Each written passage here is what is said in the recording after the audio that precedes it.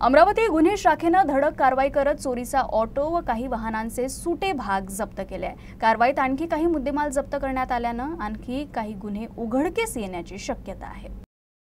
गाडगेनगर हद्दीतून चोरी गेलेल्या एका ऑटोचा गुन्हे शाखा पोलीस शोध घेत होते। दरम्यान पोलीस जमील कॉलनी भागात पोहोचले। त्यावेळी पोलिसांना त्या ठिकाणी शोध घेण्यासाठी गेलेल्या ऑटोसह एक अन्य ई रिक्षा या 2 वाहनांसह अनेक वाहनांचे सुटे भाग सापडले। पोलिसांनी एका भंगार व्यावसायिकाच्या घरातून चोरी गेलेल्या लाल रंगाच्या ऑटोचे सुटे भाग ताब्यात घेतले असून उर्वरित सुटे भाग ज्या वाहनांचे आहेत त्याचाही तपास सुरू केलाय। पोलिसांनी अब्दुल मुफीज अब्दुल मुजीब याला ताब्यात घेतलं असून ऑटो चोरीचा गुन्हा दाखल केला। तपास सुरू असताना भंगाराच्या दुकानात एक वाहन स्क्रॅप करण्यात येत असल्याची माहिती गुन्हे शाखेला मिळाली। त्यानुसार ही कारवाई करण्यात आली। या कारवाई दरम्यान ऑटोची बॅटरी, काही सुटे भाग आणि महावितरणच्या वीज वाहिनीचे अॅल्युमिनियम तार व इतर साहित्य सुद्धा मिळून आल्यानं आणखी काही गुन्हे उघडकीस येण्याची शक्यता आहे।